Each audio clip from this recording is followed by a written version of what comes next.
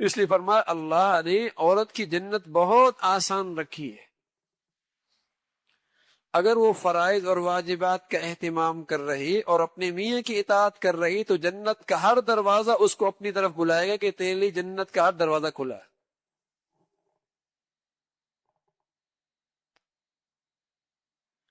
تو عورت کی سب سے بڑی سعادت یہی ہے کہ وہ اپنی میاں کی اطاعت کرنے والی ہو، خدمت کرنے والی ہو، اور اس کی خوشی کو اپنی خوشی سمجھنے والی ہو۔ اگر عورت یہ سمجھ لے کہ میرا میاں خوش ہو جائے تو ظاہر ہے پھر اس کی ماں کی بھی خدمت کرے گی، اس کے گھر کا بھی خیال رکھے گی، اس کی اور بھی ضرورتیں پوری کرے گی۔ تو عورت یہ سمجھے کہ اس کی سب سے بڑی سعادت یہی ہے، اور یہ بات ماؤں کی بھی ذمہ داری ہے کہ مائیں بھی اپنی بیٹیوں کے دلوں کے اندر یہی بات بٹھائیں، جب وہ گھر آئیں تو انہیں یہی سمجھائے، باپ بھی یہ سمجھائے کہ بیٹی تیری سب سے بڑی سعادت یہ کہ تو اپنی میاں کی اطاعت شیار رہ، اس کی خدمت کرنے والی ہو۔ ہاں وہ گناہ کی بات کرے تو گناہ بھی اس کی اطاعت نہیں ہے، اس لیے کہ مخلوق کی کوئی ایسی اطاعت جس میں خالق ناراض ہوتا ہو اس کی گنجائش نہیں ہے، لیکن باقی دیگر تمام کاموں میں اپنی میاں کی اطاعت کرے۔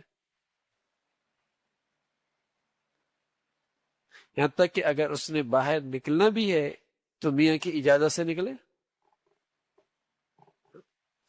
یہاں تک کہ اگر وہ نفلی روزہ رکھ رہی ہے اور اس کا میاں اسے منع کر رہا ہے تو میاں کی اطاعت کرنا زیادہ افضل ہے۔ اگر وہ نفلی عبادت میں مصروف ہے اور میاں اس کو اپنی خدمت کے لیے بلا رہا ہے تو اس کی خدمت کرنا زیادہ افضل ہے۔ یہ عورت کی بھی ذمہ داری ہے۔ تو زندگی گاڑی ان دونوں پہیوں کے ساتھ چلتی ہے، دونوں پہیوں کے ساتھ، تب زندگی گاڑی چلے گی اور تب اللہ رب العزت ازواجی زندگی کو کامیاب کریں گے۔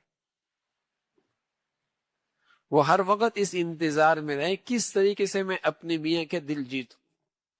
اور کس طریقے سے میں اسے خوشی پہنچاؤں، اس کے لیے راحت پہنچاؤں، جس سے اسے راحت ملے، وہ اس فکر میں لگی رہے۔ بس قسمتی سے میرا زور آج جو ہمارا معاشرہ چل رہا ہے،